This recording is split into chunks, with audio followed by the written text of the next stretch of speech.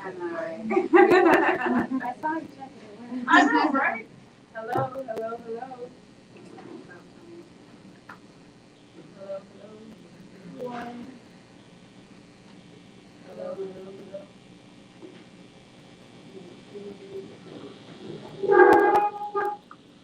Hello, hello. Gumbo. Testing. Oh no. It was like, wow. Hello, hello.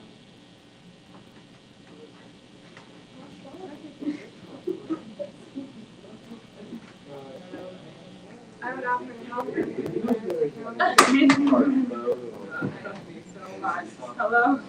Hello, hello. Hello.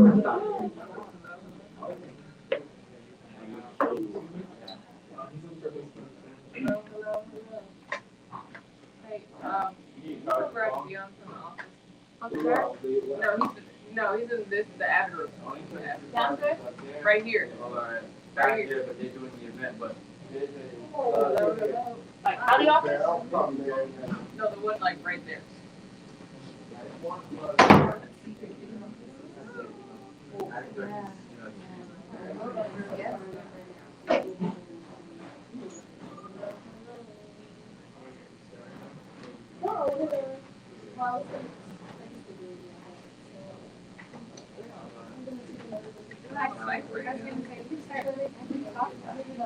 Right, and then he's gonna come up here and do it.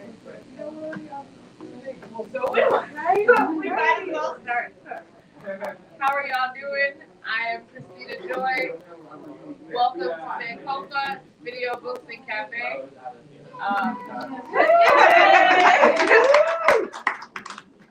Having some technical difficulties, but we'll be back in a second. This is Scholar Hour.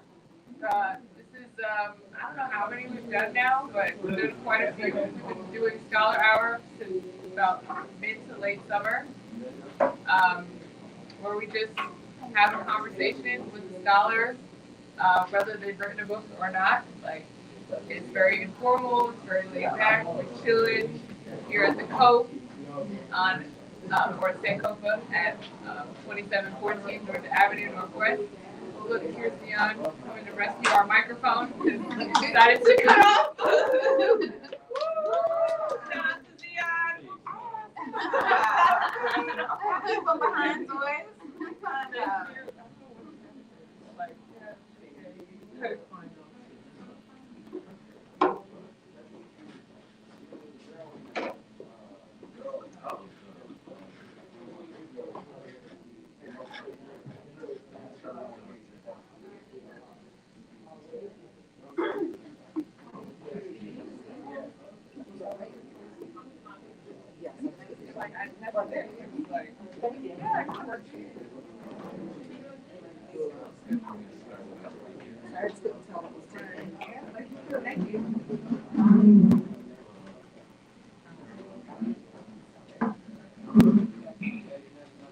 Thank you, Tom, for being so patient.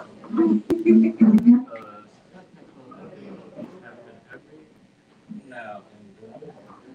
We are out of the Mercury retrograde, right? I just want to, right? We are out of there, right? I feel like September was hard, long. I love the memes that say Mercury is microbreed. No. I had a whole thing say it first. Like, I'm sorry, Mercury is doing what you is. You're right, she is. She got her microbreeds and she's acting a damn fool. They tight. They too tight. No. That worked. Hey, I heard something. Hey. Thank you. Hey, Shout out to Dion, our resident techie. We appreciate it. So we're gonna do that introduction one more time. So I am Christina Joy. I am events coordinator here at Sankofa Video Books and Cafe. here at 2017 Georgia Avenue Northwest, aka across from Howard University, HU. You know. Tonight we are here with Kiara Imani, the author of Therapy Isn't Just for White People. First of all, that's like the best title I've heard of. I'm just gonna say it. We came for the title. Because one, therapy isn't just for white people. And whether or not black folks realize it, we are therapizing with each other a lot every day. Like I am a therapist by trade. I have not taken my licensure yet, so I can't technically call myself a social worker. But you know, I'm a social worker. I just came out of master's in social work. This May, so you know, thank God. So this book really like it. When I saw it, I started seeing it on Instagram. Over the summer, I was like, oh, that's gonna be a good one. Like, I'm like, yes, therapy isn't just for white people. I've been trying to get black folks to realize that for years. Like, and so I was really excited, but I actually didn't know what it was gonna be about until like I started reading it. I was like, wait, Okay. Wait for it. hold on. Did I find a fellow black suburban?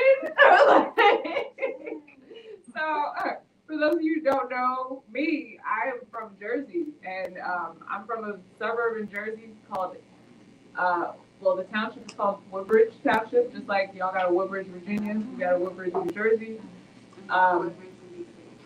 Okay, no, that's Woodridge. That's what I said. Yeah, but not to be confused, but we would bridge over here. But you know, I found it's actually really funny because but let me have you start talking. Say something about yourself. Introduce yourself and let people know who you are. Hey, y'all. Hey. I did this earlier, but I really want it to be like an interactive conversation. We're up here, but everybody's involved. If y'all have something to say, just put your hand up and we'll call on you because I think we all have things to contribute. My name is Kiara Imani. Grew up here in the DMV. I lived in Charlottesville, Virginia for a while. We moved to Manassas. I also lived in Columbia, Maryland for a minute, and Alexandria, and DC for a second. So I've been around, very familiar with the area, so really happy to be back. I live in Los Angeles now. I am an attorney, obviously just wrote this book, so new author. I'm also the creator of the card games Like You Cards, which is a getting to know you card game now available in Target. So go cop that. It's really about getting to know people's stories. I think especially after 2020, the focus became so much on our labels as people, and I do believe labels can be helpful, right? They help us identify who we are, but I think we're deeper than our labels. I challenged a friend the other day, if you didn't refer to yourself as mom, and you didn't refer to yourself as engineer, and you didn't refer to yourself as wife or sister, if you just stripped all the labels away, you would still have an identity. Like, you'd still be someone. I think we're the essence of our spirits, the essence of our stories. So the game is really about getting to know people's stories, and there's so much richness in there. Yeah, that's a little bit about me. Had generalized anxiety since I was a child. Didn't have the words for it until I got a lot older. So that's one of the reasons I really wanted to write this book. I think it's not something we talk about a lot, especially as Black people. There's that narrative that we have to always like look good, sound good. And I'm all for Black girl magic, but some days I don't feel magic. Some days I feel very human. Some days my hair is not laid, and my makeup is not done, and my nails are not done, and I don't feel good about myself. And in those moments we have work, and I think it's important to have that conversation. So yeah, I wrote the book.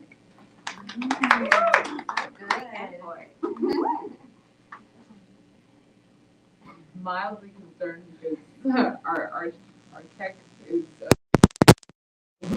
Okay, keep going. All right. So, one, thank you for writing your story, for highlighting generalized anxiety disorder. I too am a sufferer. Didn't even realize till grad school that I had both ADHD and anxiety. but it made a lot of sense. It made so much sense when I figured it out. I was like, wow, that makes a lot of sense because I like I simultaneously don't really give many, you know, um, um, a lot of times I don't care about certain things, but then there's the other half of me that cares about everything. So it's like it's always been this interesting dichotomy within myself, like not really caring about what other people think necessarily, but also caring way too much about what other people think. It's like it's a constant battle. Um, and so yeah, thank you for writing about that. And so I was about to get in my bag about this whole suburban premise, but I had to stop myself. Um, so let's see. Now I like I like the way you start out this book with really just your origin story and like stories from your family. Um, you have roots in Jersey. Your family's from Jersey. I'm from Jersey. Like, um, but like the stories about like your grandparents and your great grandma, like those those were extremely relevant, especially because you took them and you applied them to your life and they gave you strength. Can you talk a bit more about that? So I have this chapter in my book called Not So Independent Woman. And I think as a black woman, I love Beyonce. So independent woman was like a whole movement, right? We were all talking about how we didn't need a man or a partner, whatever your preferences, to do things for us. We don't need a daddy, we don't need parents, we don't need friends. We're independent, we got it. And I've learned on my journey that while I can do a lot of things by myself, it doesn't mean that I should, and it doesn't mean that I have to. And it's really nice to have help, and it's nice to have support. And so many of the things that I am, so many of the things that I've done, my parents have done it. My grandparents have been there. And most of us in here, we've been teenagers, right? And you think you know everything. It's like, you can't tell me nothing. It was different back in your day. But as I started getting older and listening to some of the stories that my grandparents had to share, I'm like, number one, I see a lot of myself in you. Like I came from somewhere. DNA is coding. Like there's coding from our ancestors in our bodies and it means something. So just learning to really like that ancestry, like the importance of that. I heard people talk about it a lot when I was younger and it just felt very woo-woo. Like they're dead. What are you talking about? They're gone. They're not here. But in just talking to a lot of my family members, I was like, wow, this matters. And I also think a lot of identity is rooted in knowing where you came from. And for a very long time, I feel like there was a piece of me that was missing. Like in some ways, I know where my family came from. Like my mom's family is from Haiti, so I had stories from my grandparents about that. Anything past that, I talk later in my book about being in Italy and having people, in Italy ask me, where is your family from? Because most of the black people in Italy is like less than 1%. But those that are there are from Africa, and most of them know exactly what countries they came from, what tribes they belong to. So people are asking me what country I'm from, and I'm like, the United States, I'm American. They're like, no, like, where is your family from? And it was such a cultural shock to me because I was like, I don't know. I don't know. I've never taken any of the tests. We're black. A lot of us were slaves, the way the slave trade happened. And they were looking at me very confused because I didn't know who I was. I was like, dang, you all have a piece of your identity that I've never had before, that I've never even thought about and never even realized how important it was. But it was almost like a direct correlation the more I started to learn about my family history, where my family came from, and talking to my grandma about being in Haiti and what that was like. There was like a pride that started to develop in me. It was like, man, my family is dope. Like the same strength that lives in them, that like lived in my grandma when she came here, didn't speak any English, 14 years old. My granddad was driving cabs, they didn't know any English, did what they had to do, working 3, 4 jobs, got their education. My grandma went on to become a principal. My granddad is now a doctor. Literally started from the bottom to the top. I'm like, that same determination, it lives in me. And so, yeah, I thought it was really important to just start with foundation. You definitely did, because I was getting my life with those stories too. I was like, wow, they did what? Uncle Willie and Willie the Wino. And it's the fact that, at least particularly with that story, I love that your grandfather who grew up in Newark found a male figure that he could look up to, regardless of what he was doing on the regular. But I got tea on but let's spill the tea. But like, I really, I found that to be very like comforting to know that he could find somebody, because there's, the narrative is that there's no black fathers, there's no black male figures, there's no black men out here being a black man for a black boy, and he was being a black man for a black boy, and that was really important. So please share your tea on that story. So for those that haven't read the book yet or gotten to that chapter, my granddad, grew up in Newark, came from nothing to live in the projects, and his dad was not in his life. And my grandma, she was kind of a party girl. She wanted to go to college, but she was not allowed because she was black and woman and all the things. So she actually ended up getting her degree, her associate's degree, like in her 70s later. So that was amazing too. That as soon as she had the opportunity, she was like, "I'm gonna get my education. I don't care how long it takes." But when she was younger, she had that opportunity. So my granddad didn't really have a model of anyone that had been to college before him. He didn't have a model for filling out college applications and SATs, any of that. But there was this wino in New York. His name was Willie, who used to hang out at my grandma's house. They'd be playing cards and doing all the things. And he kind of took my granddad under his wing. And at first glance, he just looks like a black man walking the streets of North with a paper bag. But as my granddad got to know him as a little kid, he taught my granddad how to play chess. He taught my granddad all the capitals and states. He taught my granddad all of the countries in Africa, so he could like do the whole map as a child, and really instilled this like love of learning in him, and very much became a father figure for him. Fast forward, my granddad was the first in our family to go to college. He showed up the door of his school with no money in his pocket and was like, "I can't go back to North. I need to do better for myself. I want to go to college. I have no money in my pocket. What can I do?" And they ended up giving him a job in the kitchen. So he worked in the kitchen to pay his way through first semester. And after that, he made the track team and like paid his way. Like he tells us all the time, the numbers always change. He's like, "I had 13 cents in my pocket." Then it's like, "I had 38 cents in my pocket." So the exact number is unclear, but it was a little bit of money. So I have that story in my book, and I talk about that. But I was just talking to my granddad recently about Willie because he read the book, obviously, and he's like, one thing I forgot to tell you about Willie was why Willie was a wino. And I was like, well, tell me more. So Willie was a veteran. Willie was a vet, and when he came home, all of his white veteran brothers got the GI Bill. He was black and he did not. So he came back to no place to go, no help, no GI Bill, and he was smart. He was smart, which is why he was able to help my granddad become who he is. And just thinking about that, I'm like, dang, how many people are walking around with intelligence and a world full of knowledge and stories and so much to offer, and we just walk past them. We're like, we don't value you because you haven't achieved X, Y, and Z. And I read this quote in one of the books I'm reading the other day that talks about someone who kept making the wrong turns in life. And it's really easy to look at someone who's made the wrong turns and judge them. Like, well, you should have went to college, you should have saved your money, you should have done X, Y, and Z. But so often there's like an invisible monster chasing that person, which is why they're making wrong turns. Like there's a reason.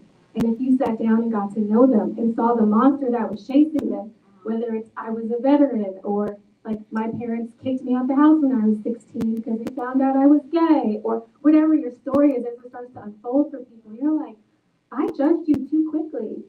So I just think it's such a good reminder not to judge people based on what they've achieved and to, again, really get to know people's stories.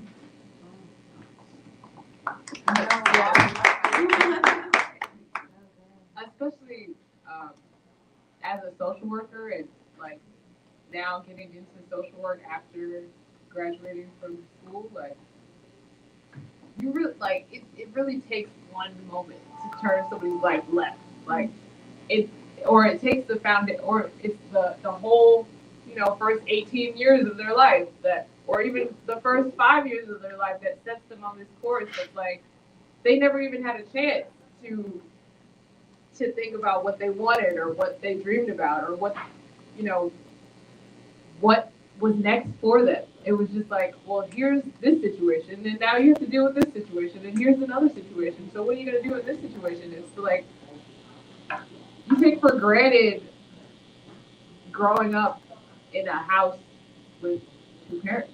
You take for granted, growing up, just having a quote unquote somewhat normal childhood.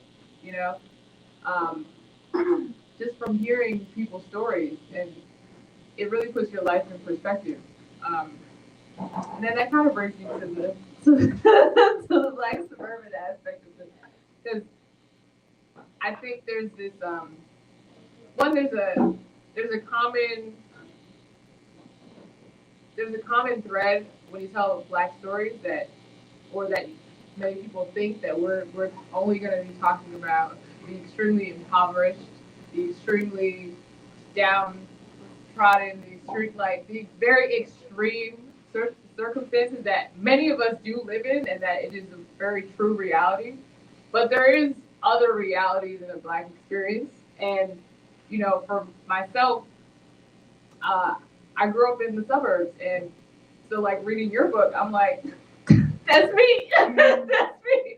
And the thing about growing up in the suburbs and then moving to the city is that people look at you like you have more, or like you've done more, or that you're better or richer than them. And for many black folks, that is not the case at all.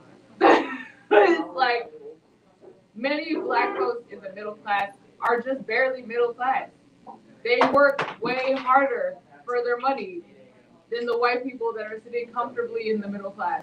That they are taking care of maybe three other families with their middle class money, just simply because they have a little bit more extra to give, or maybe because, or maybe you have two parents in the household, and that's the only reason you can afford a house because you have two incomes. It's like it's just you're just making it. And so when you're coming to the city and the other black people are looking at you like, oh, you came from the suburbs, oh, you talk proper, oh, you this, oh, you that, and you're like, what are you talking about? What could you possibly mean? Because you grow up and you realize how much you don't have because you're watching all the white people with all their money. You're watching all the other people with their businesses and their things in town. I grew up in a town that has uh, predominantly in South Indian immigrants. So they had their whole town downtown is like filled with their businesses. It's filled with like different cultural representations. There's nobody black that has that in any type of suburb or anywhere really. Like we have certain parts of cities that we take care of, that we take control of, but our representation in the suburbs is almost non-existent. And so you're growing up and you're looking at all these other people like, oh yeah, this is what the other people do. And then there are barely any black people here, so I don't know what black people do here. So reading your book, I was like, wow. Growing up with white friends who want to touch your hair and looking at white Barbie dolls because that's the only Barbie dolls around, and like having sleepovers with white kids. Like, can you talk? How was your black suburban experience? He just said so many things. So first, I want to start with talking about a young girl that I knew from pageantry. Her name is Chesley Christ, and she died by suicide not long ago. You might have seen her story in the news. She was a former Miss USA. She was an attorney. We both did pageants together, so I knew her from pageantry. She was an attorney. We have a lot of mutual attorney friends. We were part of this group called Lawyer Days out in LA, so I knew her through there. And she was in media. She started hosting around the time I did radio. So we had a lot in common. But Chesley, she would do everything on like a super, super high level. Like, I'm representing Virginia. She won Miss USA. Like, I get a local radio show, like, she's on E! So I was like, dang, she does everything at like the highest of levels. And it got to the point where I was like, I gotta unfollow her because she's doing too much and it's making me feel like I'm not doing enough. Mind you, she's the sweetest person. Well, was the sweetest person. Like after she won Miss North Carolina, I like sent her a message like, "You're so amazing." She's like, "Oh my gosh, thank you." She didn't do nothing to me. It was my own insecurity. So like, I gotta unfollow her. She's just doing all the things. I talk about colorism in my book. She's also mixed, like had long curly hair. And at the time, even when black girls were winning pageants, it was like the mixed girls with the long curly hair. So I was like, you didn't do nothing to me, but like, I gotta unfollow you. I'm comparing myself. I feel like you do everything just a little bit better. Fast forward, she died by suicide. She jumped off a building. She left a letter behind, and her mom has talked a lot about her story. She was on Red Table Talk recently, and I reached out to her mom a little bit after she passed, and we talked about Chesley for a second. But I think the scariest part of that is it's so easy to look at someone else's life and be like, they have so much. Like, God, why don't I have that? Like, why are they doing all of this stuff? Like, they're so educated, they're so successful, but you never really know what someone's dealing with. And I often say that trying to look at someone and know what's going on inside is like looking at someone and deciding whether or not they have cancer. Like, you can't tell. You can't see what's going on inside. And I think for a lot of my friends at New Chesley, it was very much a shock and a reminder. I was like, this is an opportunity to actually have real conversation about this because a lot of people are struggling. And to your point about growing up in the suburbs, I have plenty of suburban friends who have dealt with anxiety, who have been on mental holds, who have experimented with drugs and alcohol trying to escape, who have cut before, who have put themselves in really unhealthy romantic situations, potentially abusive because they don't have the confidence to walk away. And we look at these people and we expect them to have it all together. And I feel like our society should know better by now. Like we see celebrities all the time committing suicide, turning to really unhealthy coping mechanisms, and still we look at people like, you don't have nothing going on. You're too blessed to be stressed. Like you're just being dramatic. And so we learn to keep it inside. And to your point too about being in the suburbs as a black kid, for anyone that grew up in the suburbs, a lot of times you are one of the only one that's like you. And a lot of times your family stories are very different. Like my parents, we joke all the time, our neighbors next to us in Manassas, our houses were worth similar money, but they got a down payment from their parents to buy the house. Like they were middle class and like not making as much as my parents, but it wasn't as big of a deal because they didn't need as much money. They also knew when their parents died, they were going to get a large lump sum. My parents were like, when our parents die, we're going to have to pay for funeral costs and potentially some other bills. We don't know what else is going on, but it's in different, we're just in different spaces, even though we're living in the same space. And so much of our confidence, I've read a lot of books about this, it's relative to who's next to us. So even if you're a black kid in a rich white neighborhood, if your family has less money, if they have 6 cars and you have, just the one family car, or if you have to work a job to pay for school, but they all have school paid for, it doesn't matter that you're in the neighborhood. Your identity is going to be formed by the fact that everybody around you seems to have more, or they have an easier time. Like I remember being in high school when I got into UVA, and there's this kid who I'm not going to name, but he knows who he is, who walked into our class and was like, "You just got in because you're black," in front of the whole class. And I looked at him like, I have a higher GPA than you. I'm president of a million things. I'm in 1,000 different clubs. I've been working my butt off, but I got in because I'm black. That's the narrative. And I'm looking at kids next to me. They get to celebrate their acceptance. Nobody's walking in like up to them. You got in because you're legacy, or you got in because your parents have money and they pay for an SAT tutor. Nobody else is being blamed for their circumstances. And I was like, oh, we're in the same space, but we're not walking the same path. Like we have very different stories and very different experiences. And even those stories are funny because obviously my book is in the world now. And there's someone I went to high school with who was in the class when it happened. She was there. And she posted about it on Instagram. And she was like, I remember the day that happened. And it was so terrible. And I can't believe, and in my head I was like, but why didn't you say nothing? The whole class was silent. Y'all said nothing, but you were there and you remember it, and now it's convenient to put it on social media and look woke, but in real life, when I needed you to show up, you didn't show up. And so much of that is the Black experience. It's like convenient when you look like an activist, but as soon as it's uncomfortable, you don't want to say something. I'm like, well, I don't get to now be uncomfortable. I'm Black. I'm uncomfortable all the time. I didn't even like the post because I was like, feel like you're trying to like make me your Black friend that you're standing up for. But it's been like I don't even longer than 16, 17 years, and we haven't spoken. And now I'm your example of like racism. So yeah, the suburbs are wild. Say it. The suburbs are Right, wild. suburbs are wild, right. I'll never forget in my English class in like junior year of high school, we were reading A Raisin in the Sun. And I'm one of two Black girls in the class, and the other one is my best friend. She's still not one of my best friends. Shout out to Adrian Green. And but I think there was like maybe two Black boys there too. So we're reading it out loud because it's a play, so you got to read it out loud. It's English class, and one of this Indian girl was sitting next to me, and she was reading a part of the book, and it said nigger, and so she looks down like she's about to read the word nigger, and she ends up looking at me, and she looks at me, and my professor or my teacher was like, did you just look at her for her approval? This white man. So this, this girl, like, did you just look at her for her approval? She's not the empress of all Black people, okay? And I was like, Wow. like I didn't know, like how do you react? And I remember you saying in your book, like, yeah, I just kind of laughed uncomfortably, like, what do you say in those situations? Because you're like, thanks.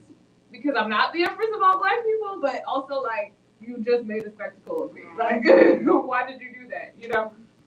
And there are plenty of those microaggressive situations in the suburbs on a daily basis, and you don't even realize it when you're a kid.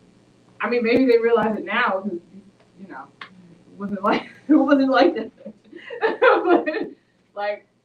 You don't realize it until years later. You're like, that shit was racist. Like, it really was. And you're just like, wow. And that's it's like the paradox of being around other races, like when you're in grade school, because you're constantly getting these random situations happening to you, but nobody's really explaining them to you, and especially when you're not in a predominantly Black space, you're not gonna get it explained to you really, like until you tell somebody that's an adult and they're like, oh yeah, this is what was happening. And it's like, but they don't seem racist. They don't, like, and you just end up questioning yourself your whole academic career, like, are they really my friends or So that's a little bit on that, And oh, I wanted to get back to the colorism story.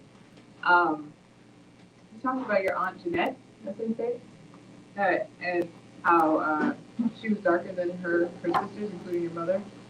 And what I really loved about what your family did in that situation, I believe your grandfather, how he spoke life into her and told her, like, this is what's going to happen. I'm going to let you know that because you're darker than your sisters, that you're going to have a harder time. And it's not fair, it's not right, but this is what it is. And that her sisters were so protective of her every time somebody tried it, because they did, as expected. And I found that to be very, like, empowering, because a lot of times when you hear about colorism stories within the Black family, you're hearing us perpetuating colorism within our families. And I, on my dad's side, I have Caribbean and Bianca and Willen. And my dad said that when we were kids, like I'm 2 years older than my younger sister, and essentially when my sister came out, I was lighter than she was when we were children, or I guess when I was like an infant. But she came out a little bit darker, and it's funny because she's actually lighter than me now. But go figure. But like when she came out, her family from the islands was like, "Oh, I'm so sorry that she didn't turn out light like Christina." Wow. And I'm like, first of all, who says that to someone who just had a child? You know? And it's like, why do we do this to each other? We know why we do it now. It's white supremacy, right? That's the big to do. But the colorism, it's ridiculous. Can you talk more about it? Yeah, so a lot of my family is from Haiti, from the islands, and colorism is really complex there because it's right next to the Dominican Republic. And if you're in the Dominican Republic, even though Dominicans can be black, right? There's nationality and there's race. There's this hate almost for people who have African blood and dark skin. Even my granddad, he won't admit it, he always, is telling me, he's very dark skinned but has green eyes, and he's always telling me, like, well, we have family from France and the Dominican, and almost like a badge of honor, like there's white in our blood. We've got white in our blood. And so having that background coming from Haiti, where colorism was a very big deal, I think my mom and her sisters decided, especially my mom and her sister Maria, they're older, they decided they were not going to bring that, like carry it down. I think we can all relate. There are things that we look in our family where we're like, that was unhealthy. I'm aware of it, so I'm consciously choosing not to bring that to the next generation. Now, I talk about it later in my book. There are other things where my mom did do a great job, like talking about size. The body stuff has always been a hard conversation. And I know because of how her parents talked to her, and she tells me when she came home from college, after you get that freshman 15, the first thing her mom said to her was like, "You're fat." Like, not like, how was school? She was at Cornell, like, how's it going? It was, "You're fat."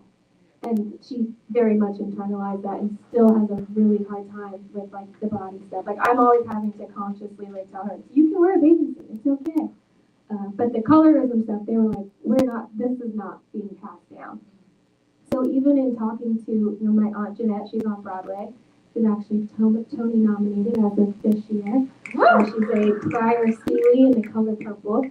And in the book, I talk about watching her play Seeley, because if you know the story of The Color Purple, it's the ugly duckling who never fit in, who finally finds her worth. And, at the end, she's singing this song about how, I might be black, I might be ugly, but I'm here. And how powerful that is she has a very, very dark complexion. Like, my mom is a little bit lighter, has green eyes, my aunt has green eyes, and she has darker skin. And we also have family members, when she was born, like, man, we're so sorry. Like, the other two came out so light. Right. And I have a woman in my family, actually, who I won't name, who had a son who was very, very light skinned, and her husband's dark skinned, and was pregnant with her second, a girl. And, she shared very, honestly and vulnerably, I'm scared if it's a girl and they're dark skinned, because my husband likes light skinned women and my son is light skinned, and I'm afraid my husband won't love her as much when he looks at her. I don't know if he'll find her as beautiful. And just the complexity of that, right? Like, when you look up and you see the type of person that your dad chose, and it doesn't look like you. Gabrielle Union talks about that in her book too, like how her dad never called her beautiful, and he chose a very light-skinned woman. And so now she's asking herself, well, dang, do you think I'm beautiful? So even if you choose someone that looks different than your child, like, still the importance of affirming how beautiful they are, even when they're very young. And colorism, I do think that we perpetuate it a lot in the Black community, which is also why I think it's important for us to have the conversations, honest conversations about it, because sometimes the comments are just kind of in passing. And it's uncomfortable to be the person that's like, that's not funny, or that's not cool. But if we don't do it, if we don't become the people that change the narrative, then it is stuff that gets passed down to the next generation.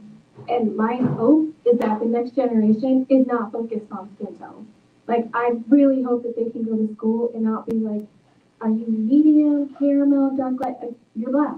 You're black. Why does it matter? Right. Look. Right. Why does it matter? Because at the end of the day, what didn't what Tatiana, I cannot remember her last name, but the sister who was murdered by the police at her house, she was she was very light skinned. You know, like there are too many instances where both the ends of the spectrum of black people, if you were visibly black, you're black. Like, I'm sorry. There's no like The police don't differentiate. exactly. They're like, well, she light They're skinned. like, So oh no, yeah, she gets to live. what? Like, come Like, on. Let's be real. And Go now easy on this we're one. also going to be real about the fact that yes, darker skinned people get worse treatment. That is a fact. Period. But they can't tell us apart anyway. And that's true too because in back to the suburbs, my friend Adrian growing up, she's chocolate. You know, like we're night and day in that sense. People were on constantly Adrian calling me, Christina calling her, like the disrespect. I'm just we don't look anything alike. Like not even just our skin tones, but just in our features in general. Like we just don't look alike. But people are constantly, you know, or like oh, you look like Michelle Obama. What? You know, the suburbs, Like, and they're like, oh, that's a compliment. right. I was just about to say that's. It was meant to be a compliment. It's okay. But, oh, please, yes. Should I? Yeah.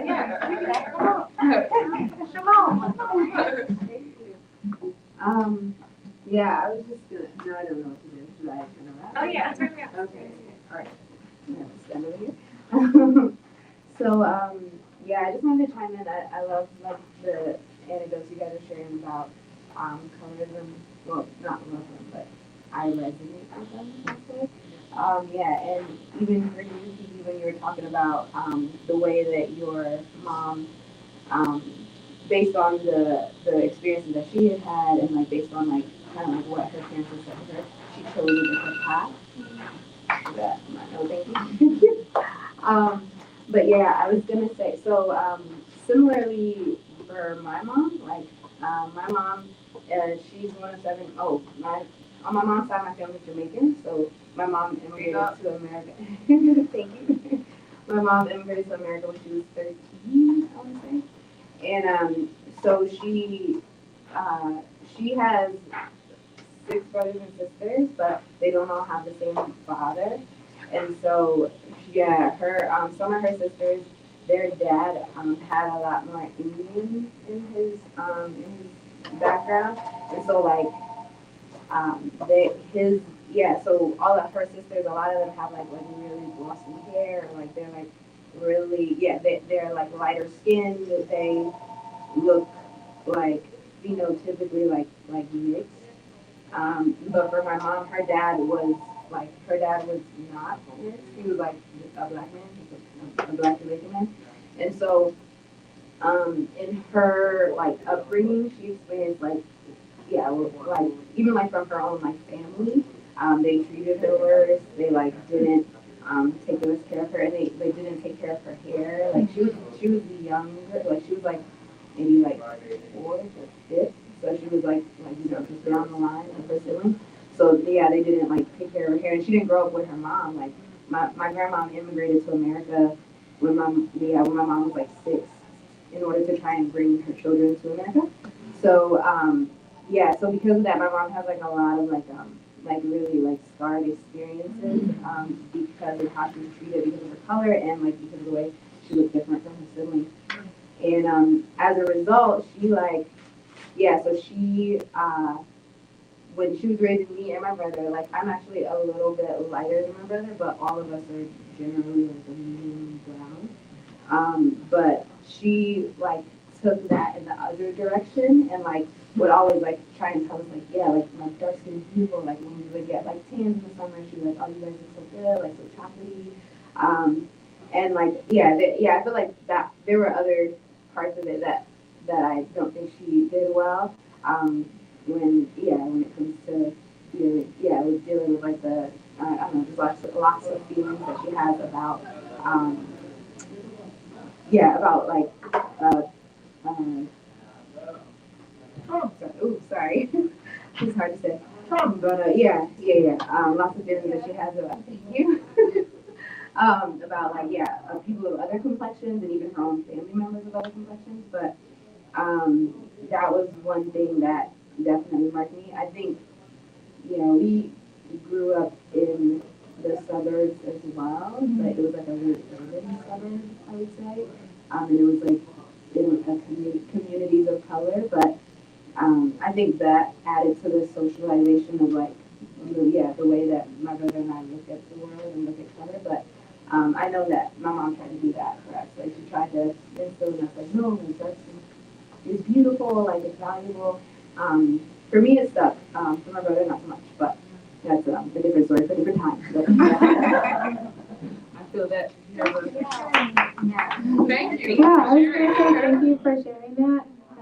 Also, if anybody feels comfortable answering the questions, I've been asking people recently, and it's so interesting, especially just hearing from like women of color. But how old were you the first time you looked in the mirror and you thought to yourself, like, I'm beautiful. Like, I'm really beautiful. Does anybody have an age? Was it young? Was it older?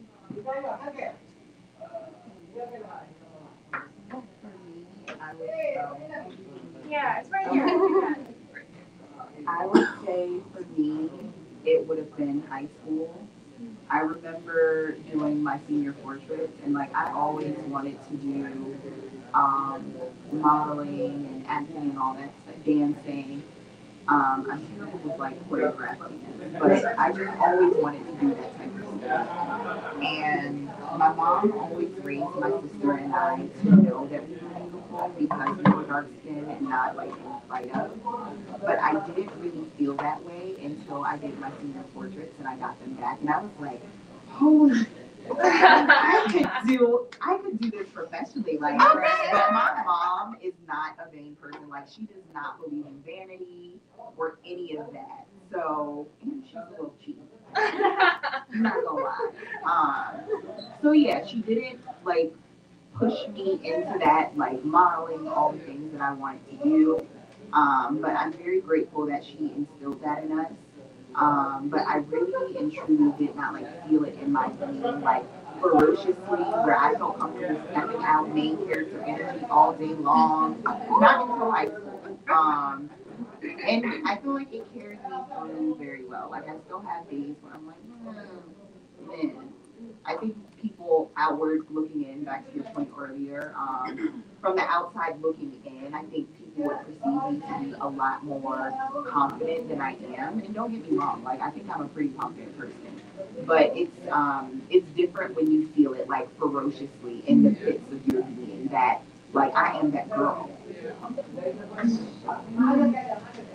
Do you want to come talk? Oh. I don't want to put anyone on the spot. I just want everyone to be able to hear. I'm sure you have great things to say. So, interestingly enough, I probably didn't really feel that until after I became a mother. And the reason is because I have two daughters. And when you're a mother of two daughters, a black mother with two black daughters, I feel like you owe it mostly to yourself, but you owe it to your daughters to show up. You're going to have to find your beauty in some way. I also wanted to speak a little bit though, while I'm up here about the whole issue of colorism. I'm obviously white, right? But here's the interesting part of being a light skinned black woman. So the funny part about being a light skinned black woman, and I feel like this is the like little secret, the story that never really gets told, maybe You inspire me to write my book. You know, I feel like Mooney in the middle because when you grow up as a light-skinned black person, black girl, you're in the middle because the brown-skinned girls don't think you're black enough, and they treat you like you're really not one of us, and I know you get better treatment because you're light, okay? But then the white girls treat you like, oh no, we really know you're not one of us. So when we think about colorism, a lot of times we think of it in terms of, you know, it being the plight of the darker skinned black person, you know, and the lighter skinned white people are winning. Like the lighter skinned black people are winning, but the lighter skinned black people are still having their problems too. Because you can even see it in the media, you still see it in the movies. It's not like you see, it's not like you can name 50 black, light skinned black women who are Grammy, Emmy Award winning, top this, top that, still getting pushed forward. We're still going to get done. We still get outdone by white women. And now, that's so, you know, so it's an interesting discussion when you talk about, you know, colorism. But in terms of us being black women and really owning our meaning, work on it now, especially if you find yourself becoming a mother of girls. Because those young black girls, they internalize everything. Kind of like how you're sharing your story, they do. I remember both of my daughters had this moment when they asked me if I was white. I was in the bathroom and my youngest, I can remember when she came and I'm doing my hair or something and she's like, are you white? And I'm like, well, no, I'm just the lighter skinned version of you because, you know, they have, you know, the caramel. I look at all of the darker skinned ladies like they got caramel, chocolate just gleaming in the summertime, and they don't even have to try. And it's so funny when I see the darker skinned women, they don't know it. I be like, y'all don't know that they laid out on the beach, lathered up, trying to get like you. They are out on Miami Beach this weekend like this. They paying for the color. They paying for the color. They going to the spa and the salon. Spray me some more, right? Hoping that it'll last for at least a week. So give yourself a round of applause. Black girl. You know? Oh, y'all, let me tell you something. Thank you. This is a combination of Cedarfield and Herbalife skincare. Thank you. No, thank you. Thank you for sharing that. And I think it's a really important conversation. If you've heard of Resma Minica, he wrote this book called My Grandmother's I was House. looking for it. It is a really good book. And he talks a lot about how even with white supremacy, right, we think about a lot of times how detrimental it is to black people.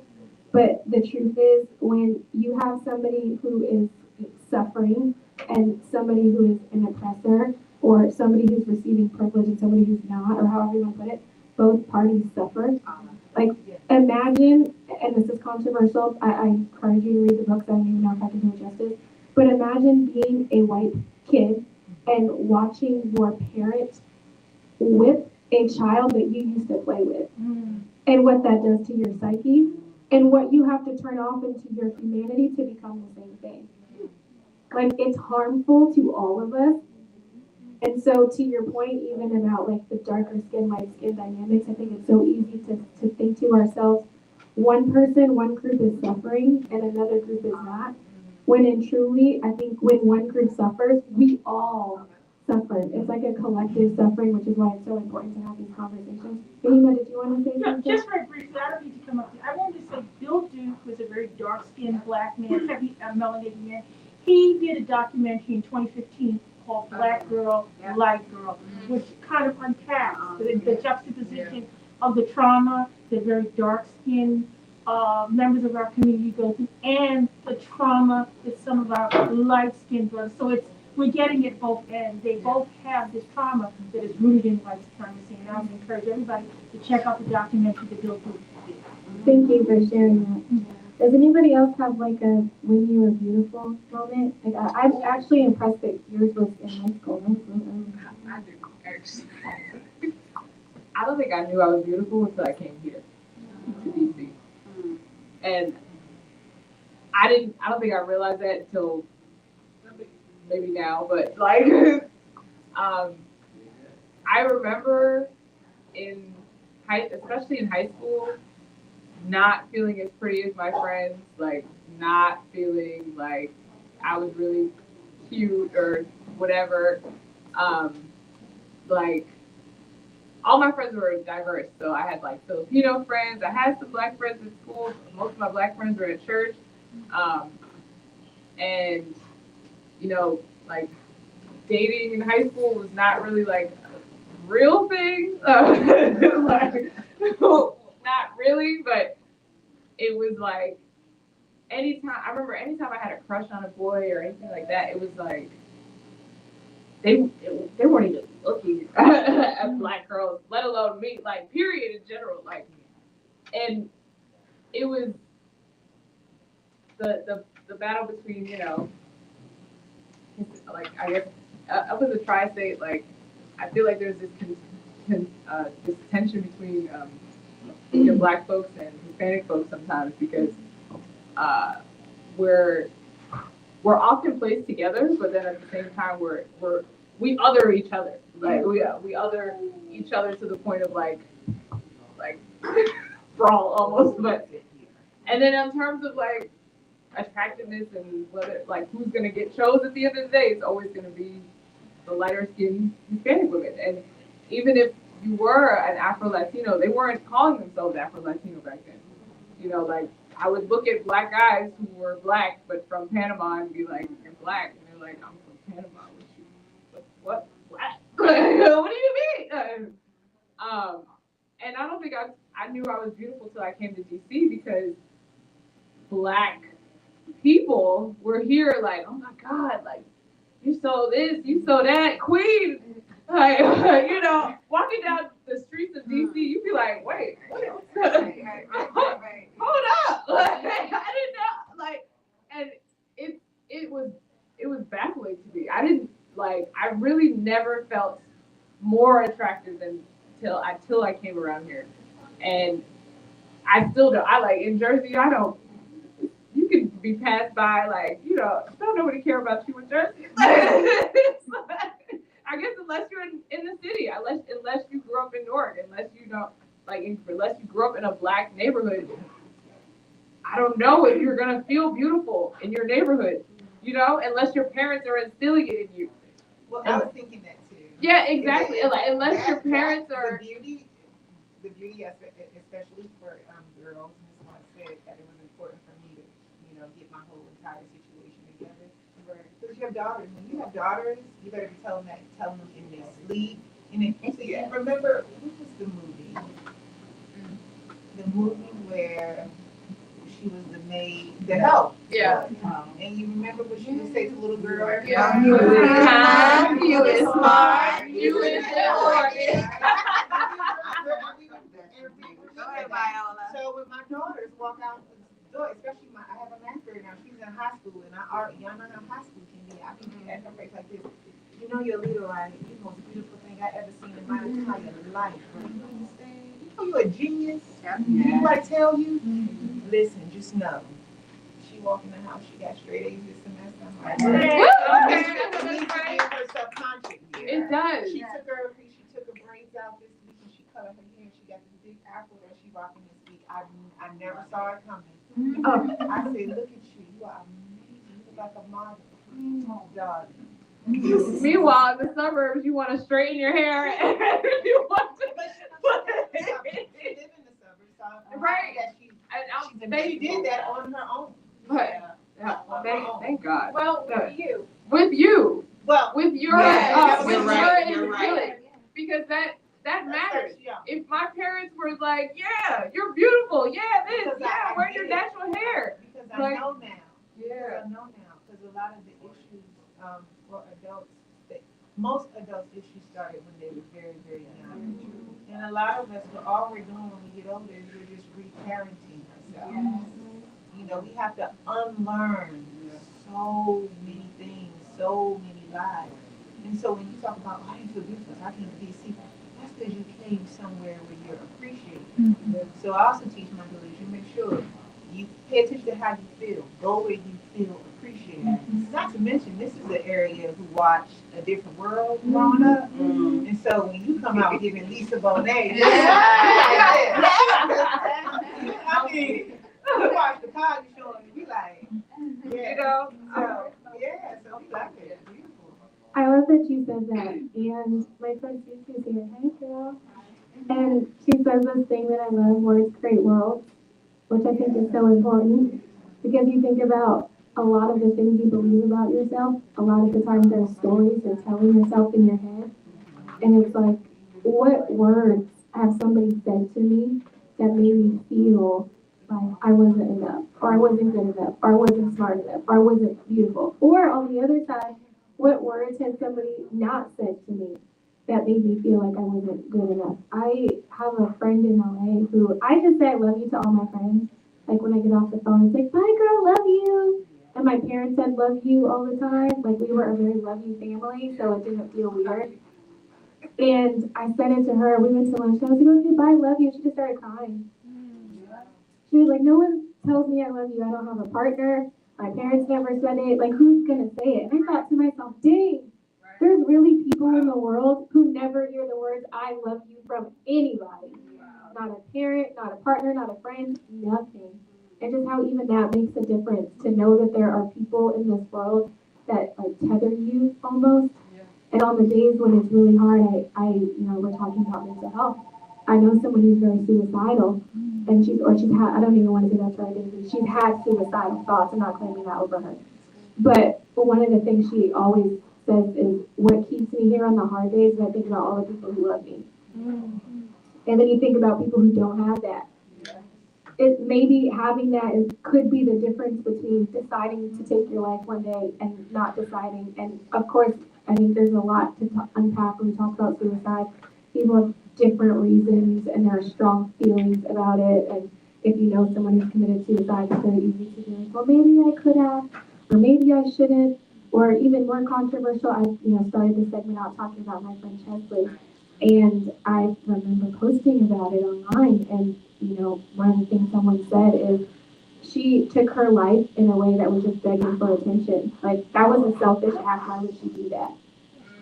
And my mom is a doctor, and she talks about suicide sometimes. She talks about it. She says, when you think about 9/11, if you remember the imagery from 9/11, where you saw people at the top of the building jumping because they were like, I would rather jump than like burn. That's how a lot of people committing suicide feel. Like what I'm going through feels like a building on fire, and I would rather jump and end it. So just a lot of the insensitivity, I think, when we talk about like mental health and suicide too. And back to that statement about how words create worlds. Like sometimes you create very terrible worlds for people based upon the words that you say. I said you create terrible worlds. Oh, words create worlds. Words create worlds. Yeah, shout out to Cece for that. I have two comments, but it's kind of shit, so I didn't want to, you were still in that segment. No, please. Okay, so two things that I really appreciated about your book was one of the stories you told about your mom, how she was working with your brother when he was younger, and the teacher immediately would slap him with the label of, he's behind, he can't read, put him in the trash, or put him over there. And your mom took off, I believe you said a week of work to stay home with him, and look where he is now. He's a doctor, right? He is a emergency room pediatric doctor. And I really, really, really appreciate you sharing that, because I had teachers growing up who just, I was pushed to the side. It was not until I was an adult, and our parents do the best they can with what they can. unfortunately, I did not have parents that recognized it or did not have the resources maybe to help me the way they maybe could have. That's okay. I think I turned out okay.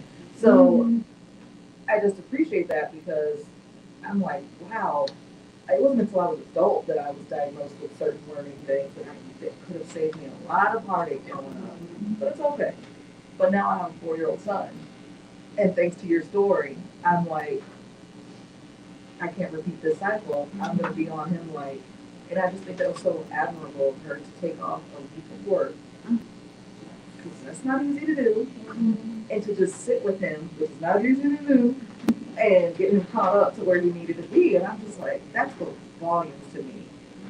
And then the other thing I wanted to mention was, you and I, we've known each other since middle school. And a lot of the stories that you, like the microaggressions you experienced in school or just in our town or whatever, I experienced a lot of similar ones, and it's just amazing how I've known you for so long and did not know we were experiencing the same thing. And I was like, there's so many issues with that because, first of all, I didn't even know some of them were issues until you pointed them out. They were so normal to me. And I'm like, whoa, she's right. That happened to me too. So it's like something that wasn't talked about, and it's become so normalized that you don't even realize it's an issue until it's pointed out. So just Thank you for sharing both of those things. I would say that second comment has been kind of the hardest part about this. I think I expected a lot of white people to respond like, "Oh my gosh, I can't believe you went through that," and "Oh my gosh, that's so crazy," or like, "Oh my gosh, like TSA pulled you out and threw your stuff all over the floor, like that's wild." But I wasn't prepared for how many black people said "me too" to my stories. Like, "Oh my gosh, me too." And some of them it's like they're microaggressions that happen in high school and they still affect us. But I have stories about like being at the doctor and telling the doctor I didn't want to be on birth control and her looking at me like, "Are you going to be able to keep your legs closed?" White doctor, yeah. Had another doctor, I had another doctor who, yeah, medical gaslighting. I was in like the worst pain in my life, like hunched over, couldn't walk, couldn't move, nothing. Went to the ER. They were like, "Here's some Advil. Come back if it gets worse." And I'm like, "No, no, no. This isn't like an Advil thing. Like I've had cramps since I was a kid. Like this is like a serious thing." And I was like very much dismissed. Was back in the ER within 24 hours because it was serious. It turned into pelvic inflammatory disease, which could have been cured had they given me the antibiotics early, but they didn't because they didn't believe me. And people calling me a lot of birth stories, actually, very similar birth stories. Like, "Girl, me too. I went to the doctor with X, Y, and Z, and they sent me home, and then I find out later that they could have avoided the situation had they listened." I was telling my friend the other day, I was on Instagram with this black woman who had an ectopic pregnancy. For those that don't know, it's like when your pregnancy doesn't enter your uterus the way it's supposed to, and it can be toxic if it's not removed. She went in, they spent 5 minutes. They're like, yeah, it's ectopic. We're going to do what we got to do. They took her ovary out. They took out the wrong ovary. oh. Wrong ovary. And so after that, they were like, "So we missed it.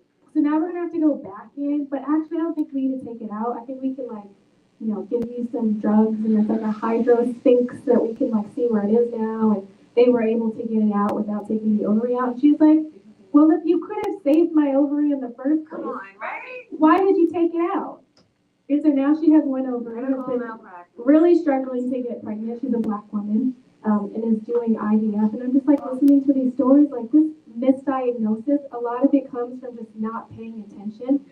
And I had a doctor one time who checked my chart who was like, "Oh, if I would have known you were an attorney, like I would have been so different. Like I guess I got to keep you alive now, ha ha ha ha," as a joke. And I'm like, that's not funny. Right. But all that to say, like these stories that felt traumatic to me, so many people have been like, "Me too, me too. Oh my gosh," but we don't talk about it.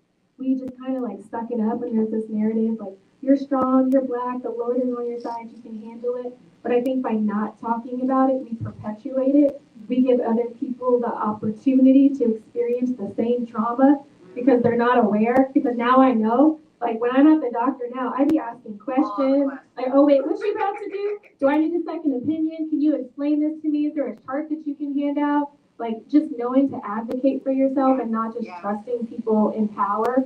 So I just think it's so important to have these conversations so that we recognize it and we can do better with our kids. And then the story about my little brother, because I know some of you haven't read the book. Long story short, he was struggling in first grade.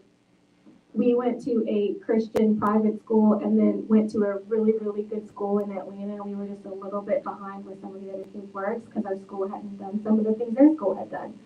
And his teacher asked him to color this picture, but at the top it was one of those things where it's like color this thing blue, color this thing red, color this thing green. But he couldn't read yet. He was like, it was like the first week of first grade.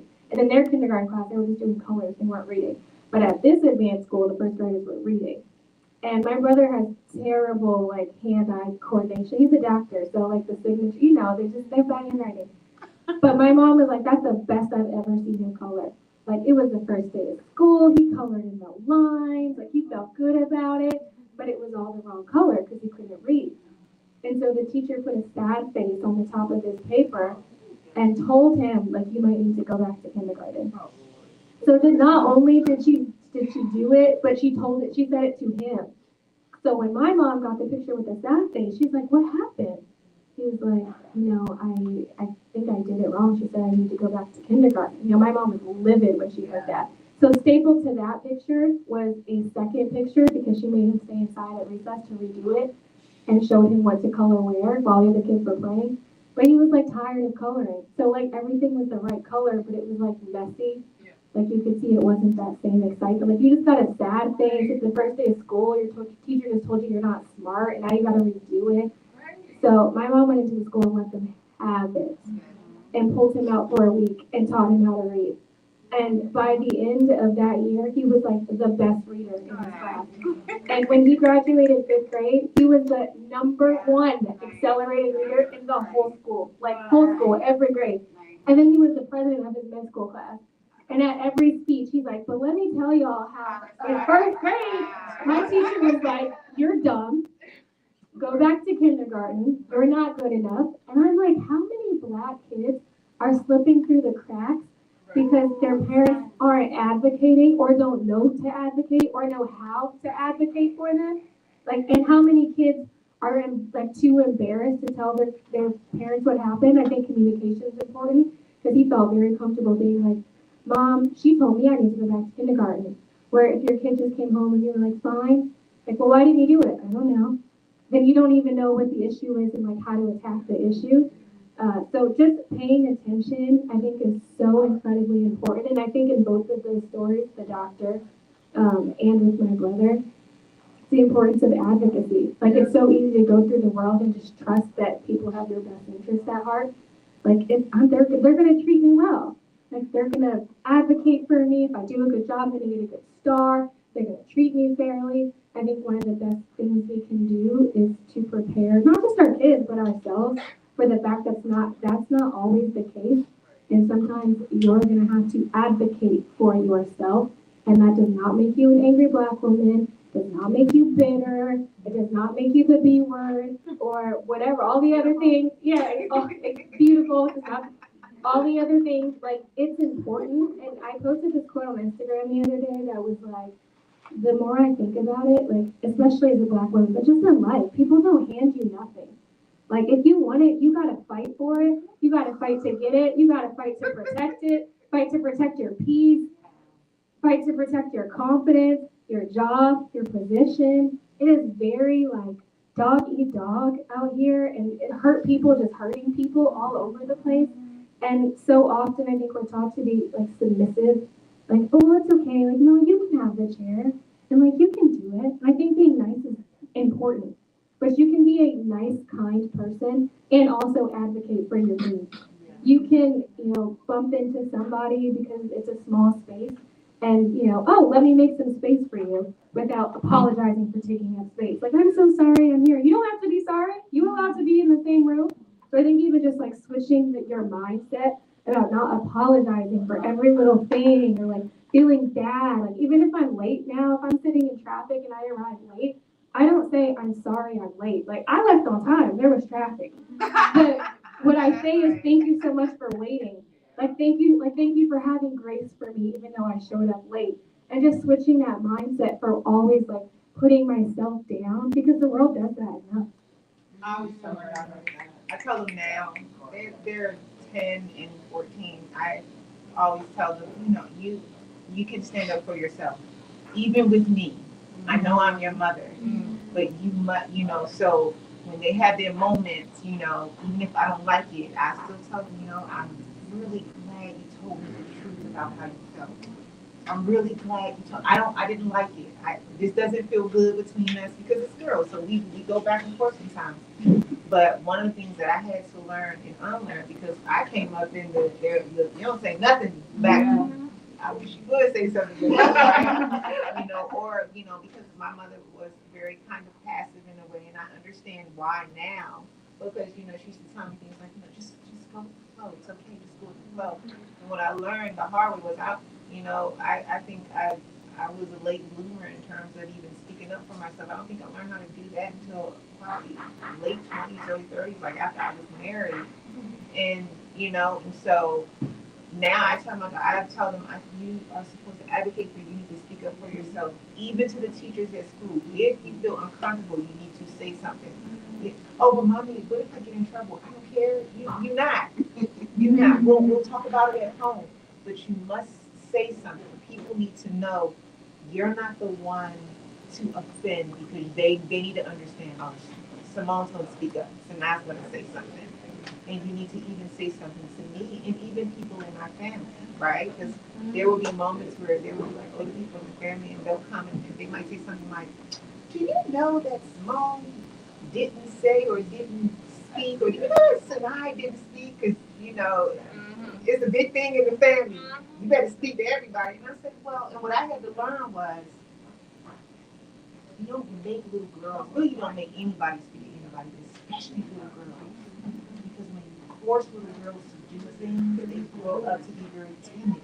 This is how they get abused. This is how they run into uncomfortable situations like rape and molestation and things. You don't force little girls to speak or to do anything. You never force.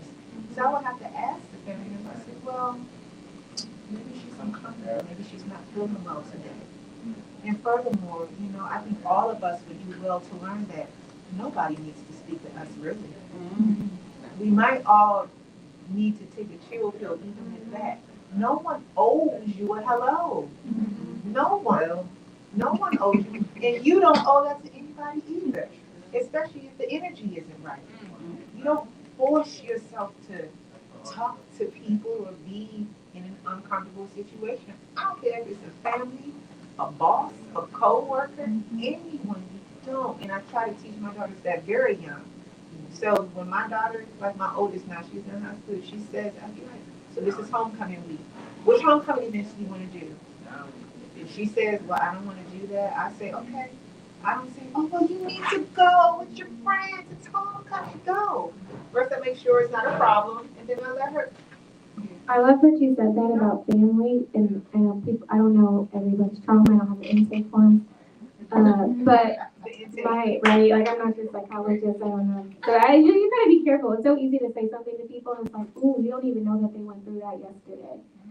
But my boyfriend recently was talking to one of his little cousins, who has been acting out for some time, and finally admitted at the big age of 24 that his uncle used to touch him. His uncle, like blood uncle that they used to leave him with, and how that really affected and impacted him. And obviously his parents were furious, they didn't know, it became like a whole thing in the family. And we were just processing out like, dang, how easy again to look at somebody and assume that you know what they're going through or why they're acting out or whatever. And it was a family member the whole time who was taking advantage. So I think that lesson of it doesn't matter what the power dynamic is. If you're uncomfortable, you're uncomfortable. Period. Yeah. I just wanna take that. A couple things. I'm not gonna recap everything because I mean tons of them. You want to use the mic? But back to the colorism. It's funny as my sister was over here talking. I think that I've been very conscious growing up because I had a quite diverse spectrum of family members in terms of all colors, and you know, we're Caribbean, so we're Jamaican. My godmother is Cuban, and she's quite light skinned. That's Christina. Best friend's Panamanian. So it's a little bit of all the different colors, and grew up with tons of Haitians on the block all over the place. You know what I'm saying? I got the sock by six. Exactly. Been to Haiti too, actually. And so, but then again, I'm gonna say something that sounds conceited, but I am from one of the best places in the world. So when you're from Brooklyn, you know, you're just going to get it all. You're going to get it all. And so I appreciate that because that experience, well, I know quite a few people as y'all talk about suburbs. I know quite a few people that be like, well, I gotta get up out of Brooklyn, get up out of New York, and I'm just like, there's no better place I would have rather been raised and reared in. You come out of New York and it's the melting pot, literally. But it's also the right. So once you leave, it's not cheap. So the spectrums of people that you come across only allows for a level of consciousness. Don't get me wrong, not everybody is conscious. But so I had that level of appreciation, and that really came back to the family because of the spectrum. But Christina said something about telling it in that sense, and I do think this is resonating because I don't think we share our stories, whether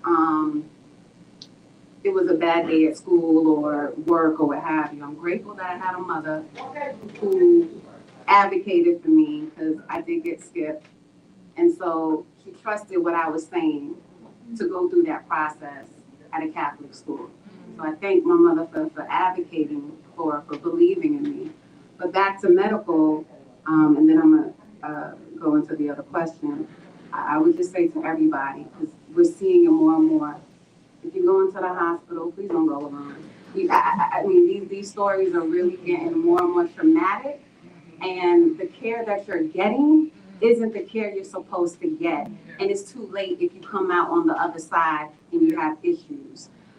So please don't go alone. Please advocate, do all of that. Just go with somebody.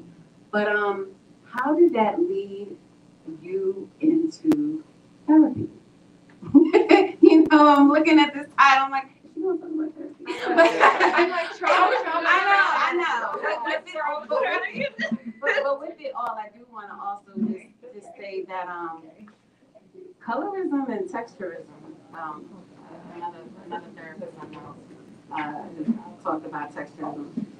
They're real, and yes, it's going to take the humanity of us to not be standoffish, and I want to know somebody's story to have compassion. But because when my sister was talking about, being light skinned, I said, well, dang, I felt that. I'm not dark and I'm not light, but I felt the pressure in between, whether it's the guys and the girls, and advocating for both on different sides. But it was mainly about body size. Mm-hmm. So you said something real quick about your mom did a good job making sure it wasn't the color thing, but the body thing. And I realized that, yes, some parents drop the ball at one end. I mean, they're doing the best they can. Right. And how does one balance that? Because you're right, body was the issue that came up in our household. So color, like I said, not so much, because you did a really good job with that. And then how did you end up into therapy? So I'll address both. What time is it? Okay, cool. We got dinner. What time is our dinner reservation? 8:15. Great. We got time. Okay. I have both of those points. First, the body thing. I think body we don't talk about it enough. We don't talk about it enough. We talk about colorism, but not the body thing. we just the other day heard this guy say, I don't date black women, not because they have darker skin or their hair. It's because as they get older, they get thick and fat. Like after they have that kid, they gonna be big. And I don't. He's like, I be looking at black women's ankles. I've never even heard a guy say that before. I've never heard that. He's like, I could tell. Oh, they gonna blow up after birth. And it was so serious. He said it so serious. I was like, dang, we're not talking about this body thing because we are shaped differently a lot of times, and not always. There's a diaspora of shapes within the black community. But even like as myself, I've always been a smaller person.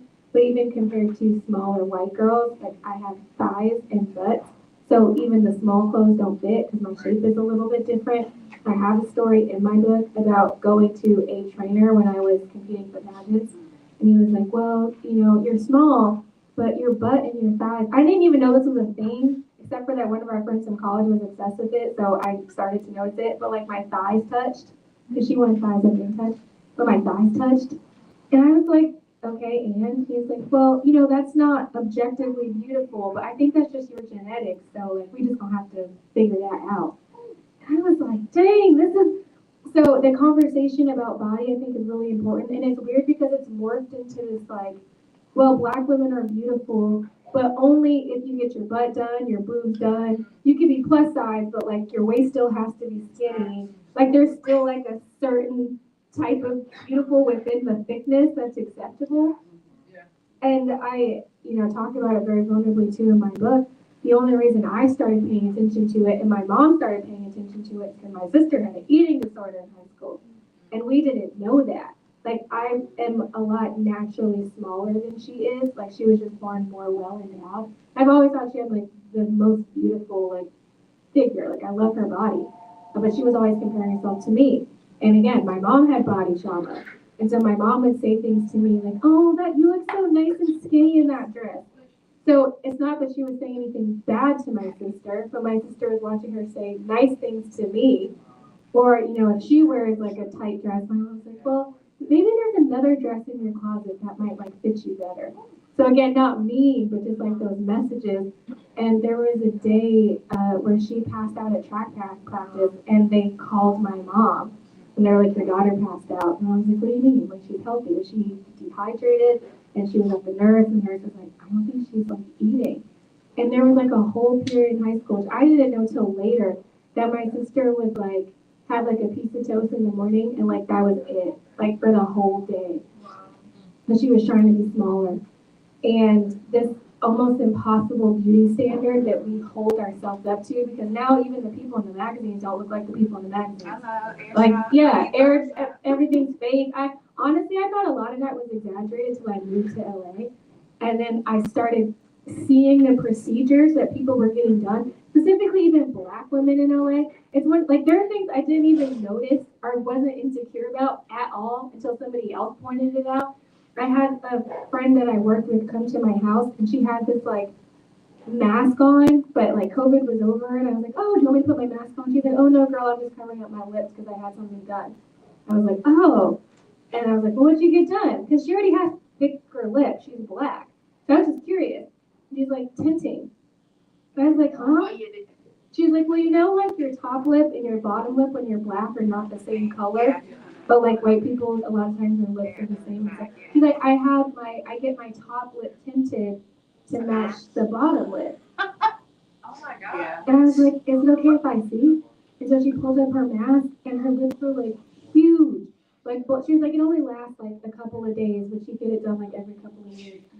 And I was like, there's procedures out there that I didn't even know that it was a procedure. And also, I did not know that that was a sign of like beauty. Like, I like having to, I'd be like, oh, yeah, now you see people doing it on purpose. You'll see them do a lipstick, and then they'll be like, but then if you take another color and do it like right here at the bottom, you can get this like, somebody, who was it? Justin Bieber's wife. She did a video about it recently.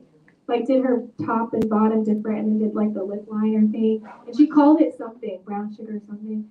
I was like, well, this is just how black people look. Like, this ain't new. This is not a new thing. But all that to say, there's so much more to the body than just the skin tone that we're dealing with. Like there's phenotype, and then there's shape, and then there's size, and this all the other stuff. Like my butt's too small, my butt's too big. I'm not thick enough. I'm too thick. I'm thick in the wrong places, and I hate all of it, And so now, that I'm conscious, I'm like very hard on my mom because there's a learning, but there's an unlearning. So there's certain comments that she still has to learn not to say. We went to the beach with some family friends who had a high school daughter who's around the same size as my mom. It's like average American, like size 10. Average, I don't know, size. And she was looking at someone in a bikini and said, in her head, which is like, it's not a big deal. She's like, ugh, I could never wear that with like my body, like my fat rolling all over the place. Now, our friend's daughter is the same size as her in a bikini. So I'm like, oh my God, I'm cringing right now because you just said you would never, like with your fat rolling all over the place at your size, but the girl next to us is your size and she's in high school. And so I was already going to apologize to her on behalf of my mom. Like, she just said stuff. Like, we're working on her. She's in process. But before... Yeah, like, she doesn't even notice. Like, she's saying things that just have been ingrained in her for so long. So I was going to go to the girl and say something. But before I could say something, she was like, your mom really hurt my feelings a couple minutes ago because she was talking about her body. Yeah. Wow. And she was like, but like, I'm the same size as her. And I was like, girl, you are so right. I was like, you know what? Let's go to my mom together and tell her how. Let me advocate for you in front of her. So I think that body conversation is so important. And then the therapy question, I talk about it very early on, like the first chapter of my book. Was like, I don't need therapy. I go to church. I read self-help. I'm very self-aware. I'm conscious. I have deep discussions with my friends. Like, what is therapy going to do for me?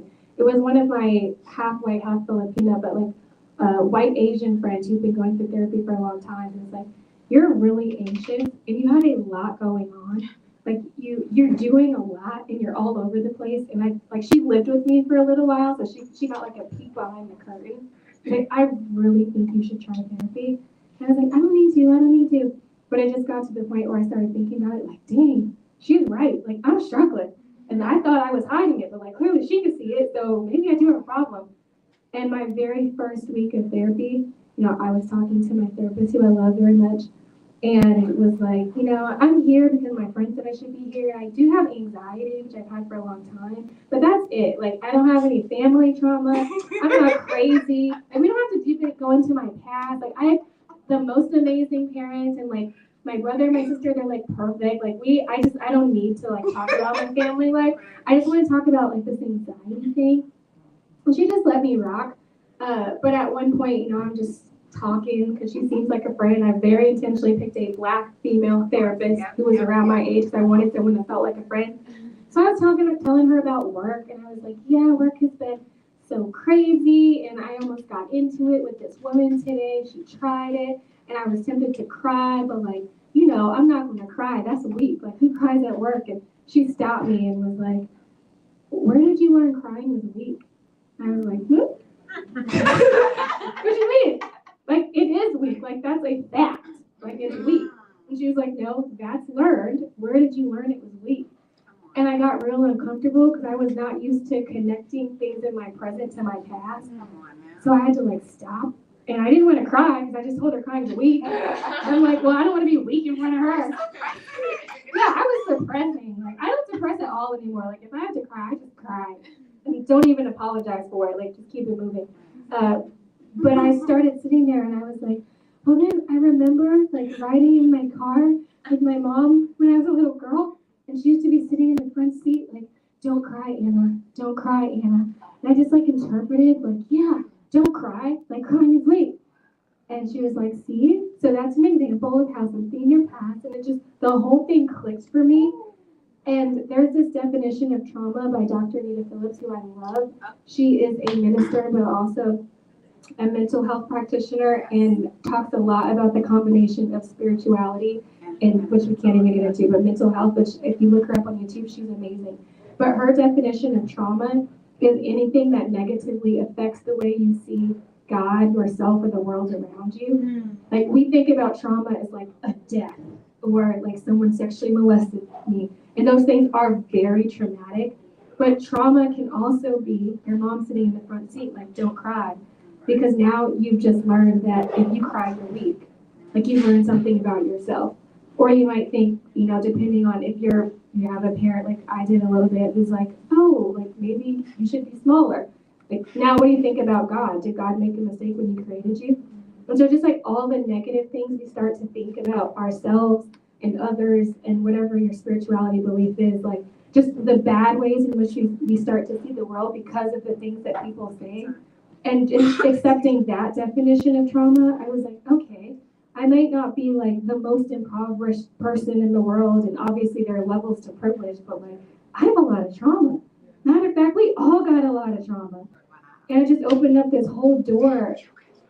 Yeah, we all got, I could literally pass this mic around and we could all probably for hours be like, and this happened to me at 2, and this happened to me at 3, and then when I was 7 years old. And it's crazy how much we remember when people start asking questions. I think a good therapist should ask questions. Because I totally forgot about the don't cry thing until my therapist brought it up. And I remember like saying it to my mom after. I was like, yeah, I was telling my therapist, like I almost cried at work because crying is weak. She was like, crying is weak. I was like, see, it's you. You're the problem. But my family's such a good sport. I mean, I did get into a fight with my grandma during the writing of this book because I had some things in there about her life that she didn't want shared. And I felt like I was, being a good granddaughter and setting the family free in truth. I'm like, I'm just telling the truth about it. And she's from Haiti and she don't play that. Very much is still like, don't air your dirty laundry. Like, you can put yourself out there if you want to, but you're not putting me out. So even that generational difference of like, just don't talk about it. But my mom, she came to my first book signing in LA, which was like incredibly overwhelming. I thought I was gonna have like 2 people sign up, and it was like lines out the door around the corner. I was like, oh my gosh, I can't believe so many people are here. And she, talked for a second. I was nervous to give her the mic because y'all probably know. Y'all, she's so embarrassing. My brother married a very skinny white girl. And at the rehearsal dinner, drinking a little bit, my mom was telling, people, when he was little, your brother used to say he wanted to marry a girl with big boobs and a fat vagina. And I don't think Ann has either. Like at the dinner.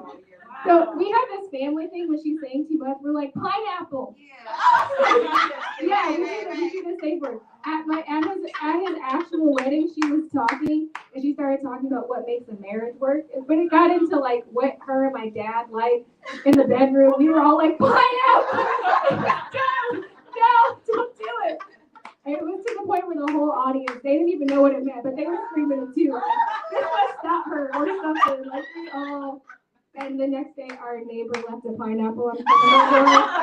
So it's become like a joke. If y'all ever meet my mom, just say pineapple. She'll be like, you know what? I'm gonna get you. Yeah, she's a lot. My mom is a lot. But she took the mic at my book signing, and I was like, what is she about to say? And I was like very scared of what she was about to say. And she was like, it was really hard for me to read the book. She was very honest about a lot of things. And you might have seen there was a chapter about me. And I was like, oh God, where is this going? And my sister, I could see my sister like, oh God, my dad, my boyfriend, everybody's like, because we know.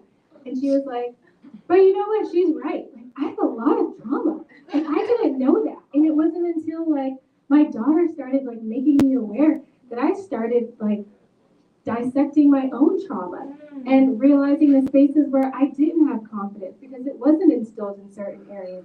And now I'm working on myself and I'm learning how to be vulnerable. Like I didn't even know what vulnerable meant until my daughter started talking. And this whole thing and like just ended it with like how proud she is that I've become this person that's telling the truth about who I am and inspiring her to tell the truth about who she is and breaking generational curses. And it was so kind. I didn't even fully hear all of it till I watched it back. And in the moment, I was just like, don't say anything, don't say anything. Oh, what is she going to say? Right? Yeah. But it was just such a good reminder that like doing the work I think really inspires other people to do the work too. And I really do believe the world can be better by like working on ourselves. It's only because the people in your life are affected. Your mother, cousin, partner, kid. If you affect 6 people because you're doing the work, and then those people start doing work that affect the people they're touching, I think we could do a lot by not trying to control each other and just working on the inside. And I know we're running out of time, so yeah, both of the questions. Thank you. And you are doing the work because you said something that I thought you was gonna say, and you said it nicer, and I was like, okay. I see the elevation. I mean, I don't know you like that, but I'm a cheat and copy and say. What was it? What was it? Yeah. You didn't say the word trigger. You said that maybe the day before they were going through something like that. Yeah. And I was like, I don't want to say the T-word, but I'm just trying to give you what I was thinking, and she was like, it's constant progress. Like even when you're aware, learning and unlearning, I know better, and still sometimes I have to stop myself, be like, wait, I'm sorry. Let me rephrase what I just said. Like, and those are moments where I really am sorry. I'm like, my hurt and my past has maybe just negatively affected you in this moment. Let me like rephrase that. Like, I don't want to pass that on. I think it can be like poison. It's just so easy to inject in other people. So yeah, it's a constant work. But you are doing it. Yeah. And you can find my Oh my God. So, first of all, this has been a nice little therapy session right here. Can we agree with that? Like, this right here, yes, has been giving life. There were so many things I wanted to touch on.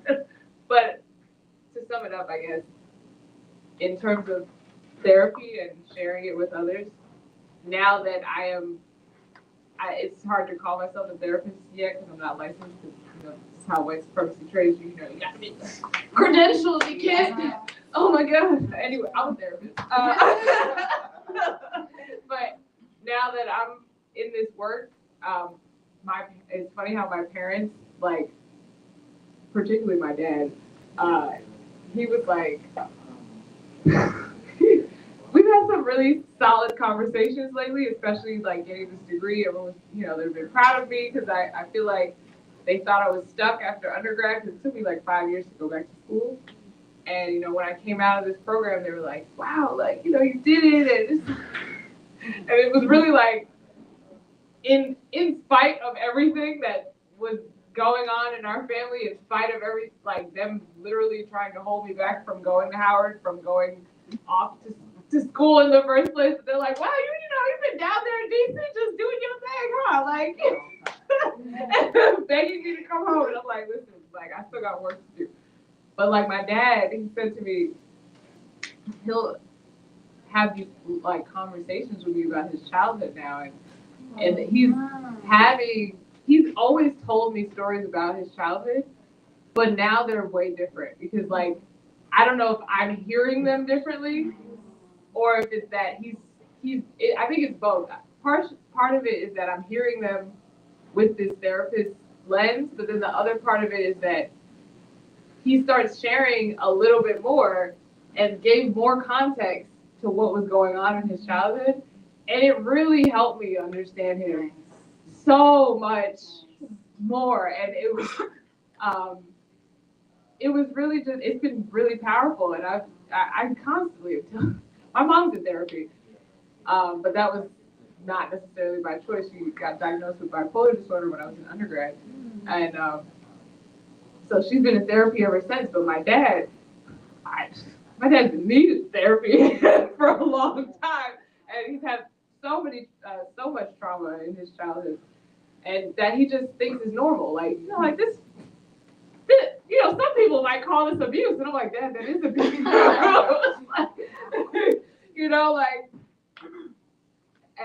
So one time he said, or recently, I think probably this year, he'd apologized to me for something that happened in our childhood. And I was like, I was so taken aback. I couldn't even believe that he actually apologized for this major thing. And I was like, Dad, are you sure you don't want to go to therapy? He's like, got you. What do I need therapy? Oh my goodness. I'm like, Dad, like, I am not your therapist, but I know I am your therapist. I am, but I'm not. Like, and it's just, I look at both my parents, and I really, so there's so much grace that I have to give them, because they didn't have any of what they gave me and my sister. They didn't have it at all. They didn't have my mom's parents were divorced when she was like young, or maybe I probably like a teenager, and like my dad's biological father was getting married to someone else on the day he was born. So it's like, there was the fact that they raised us together for as long as they did, because they're not together anymore. That was like the great feat. That was the thing they did for us. Like they exposed us to books. I really had to take out things from my childhood and be like, this is where y'all did right, and like this is where I'm grateful to you for this, and then take away all the other things that were like so wrong, but also just passed down. Things that were just common in their families that they were like, oh, like, yeah, I can totally say this about your weight, or, yeah, you should suck in your stomach, or yeah, you should do, yeah, you should do better in school, but I'm not going to help you study, so it's like, I think, particularly for Black families, it's so easy to look at our generational curses, but it's also like, how did your family improve from one generation to the next? How did that person making it that much further push you that much further? And if you don't think about it that way, you're gonna see, like, I'm constantly battling with myself, being like, oh yeah, I wish this was happening in my childhood, or I wish this had happened, and it's like, this is what happened so that you could tell somebody else. This is what happened so that you could share it with the next person, whether it be your family member or not. It's just so you can share it, and another person, even if they go through it, they'll have at least context for what's going on. And it's so important to at least have context, because while I'm technically not a first generation college student, but for all intents and purposes, I was, because even though my parents went to college, they dropped out, like both after their first year, and then my mom went back. Oh, well, actually, both of them went back when we were kids, like did like DeVry and Satone, and things like that, like back when online school was like a burden. And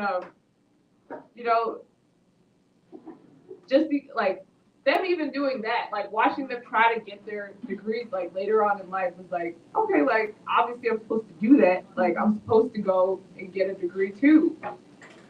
But it was still like I didn't have any context for going to college. I didn't have anybody to be like, yeah, you're supposed to fill this out and you're supposed to do this. I just got a lot of, well, why didn't you do this and why didn't you do that and why didn't you sign up for scholarships? And I'm like, but aren't y'all the ones who are supposed to help me? Or aren't y'all the ones who are actually supposed to tell me this? Like, and I could go on, but listen, I digress.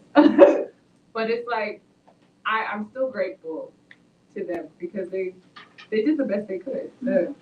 I can say that they did the best they could. And a note on the body aspect of it, the body shaming. We were talking about it a couple weeks ago when we discussed eating while Black, Right.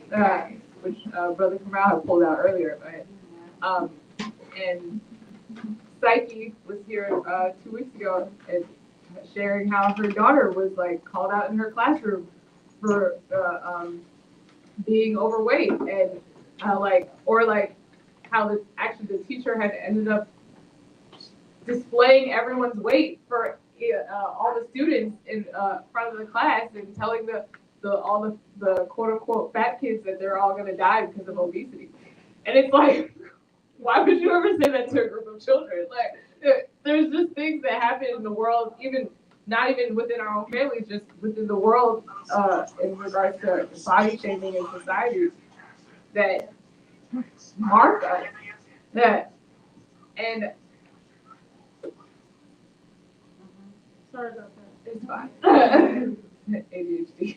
I'm like, so we all. I think the takeaway from your book and from this conversation in general is that we have to be careful what we say to each other, what we're passing on to each other, because we're literally transferring energy into somebody else. And as soon as you say something, or as soon as you hear something that's not sitting right with your spirit, you feel it in your body. You're like, oh, that didn't feel good. And I think we should pay attention to those feelings because oftentimes we'll like ignore it. Be like, oh, it's okay. They didn't mean it. And I remember something you said in your book about how you said you originally identified as nice instead of identifying as black. And I was like, wow, like that's deep. That right there is deep because I definitely identify with that in that sense. I think I definitely always knew I was black, but I adapted that happy, nice black girl thing, like happy black girl. I used to call myself, like because people assume that because I'm wearing a smile that I'm always happy, that there's nothing wrong with me. But that's really my defense mechanism is having a smile on my face. And my boss will tell you I start laughing when I get nervous, and he tells me to stop doing that all the time. But not knowing, not what's up. I have a question. Oh, okay. I'm sorry. I was trying to get your attention for that question, but go on, come out, please. No, I don't want to cut you off. Finish what you were saying. I can't remember it now.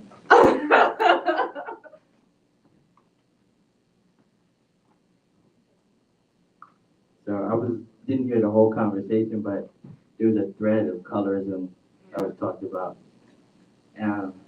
It's like a comment and then a question is like, what do you think? I think that we have, there's like a archetypal or stereotypical image of what a black person or an African person, black in general, and then also African is supposed to look like.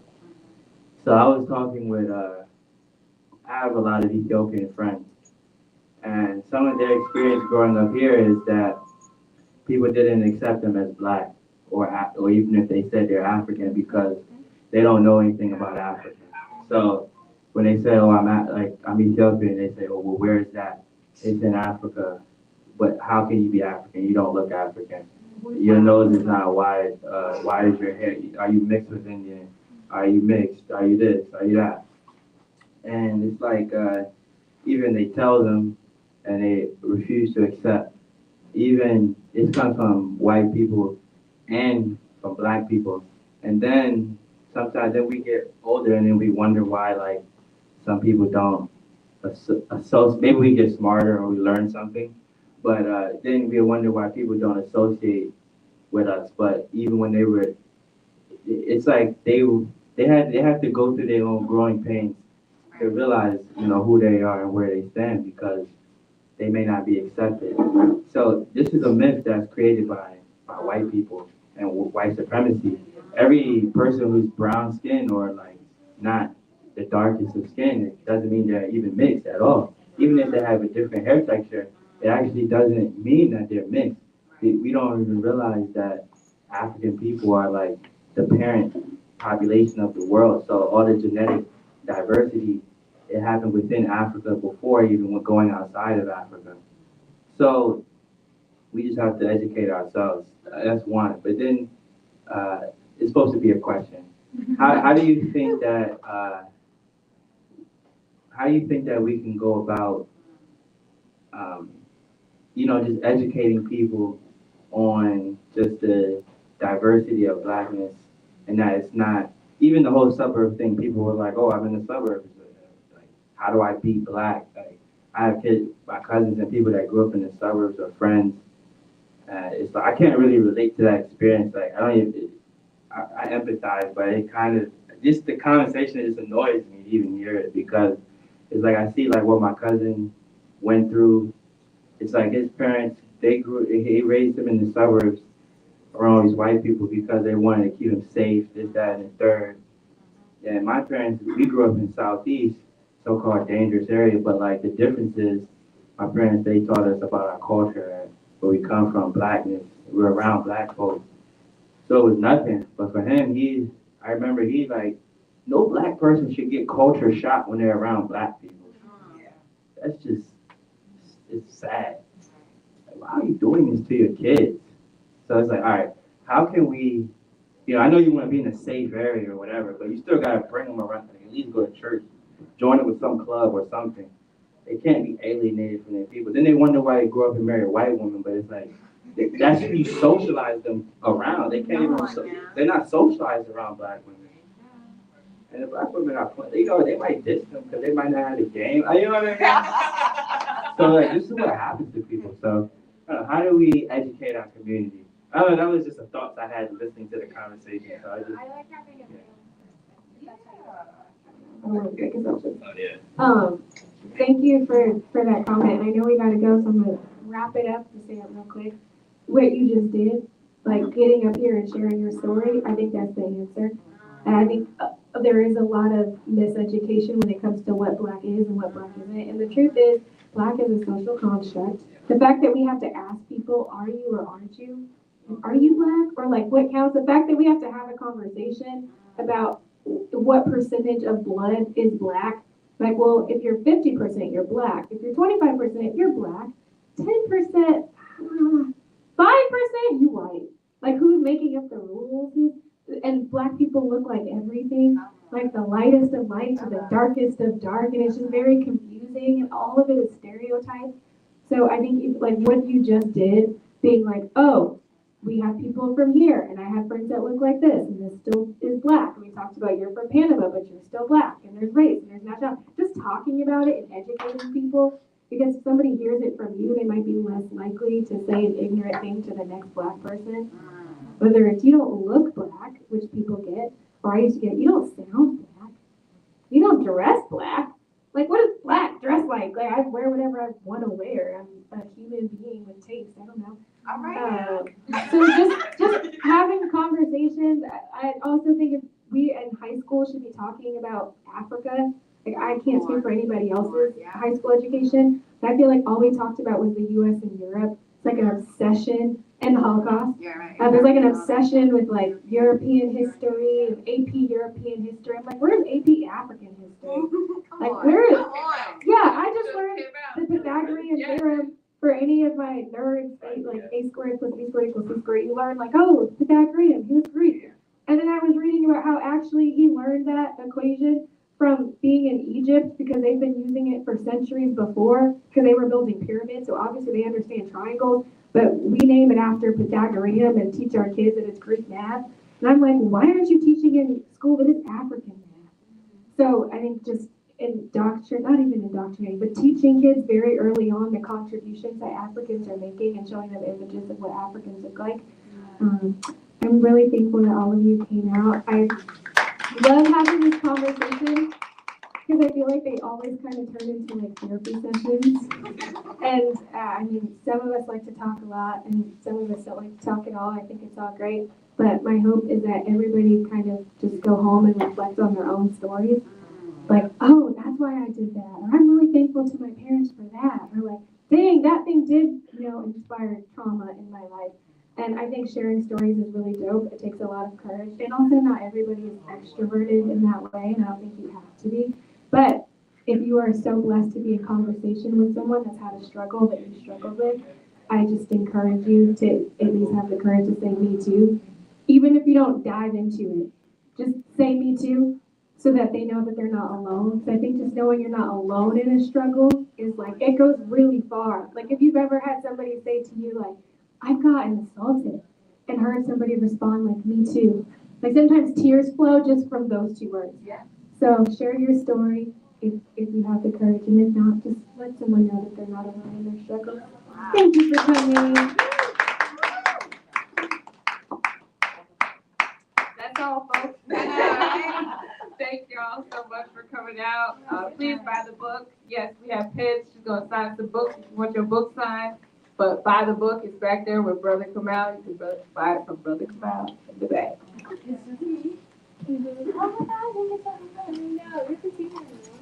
No, nothing's open. Crazy.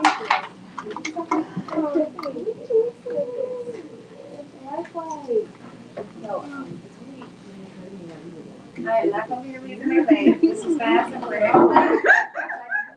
And you talking about DC traffic? You said 8:15, girl. I would have had it on my girlfriend. I would be one this time. Nah, some assistant in Baltimore. Nostalgia air candy on it. Okay, so, as long as the right corner. And that's it. Who are you?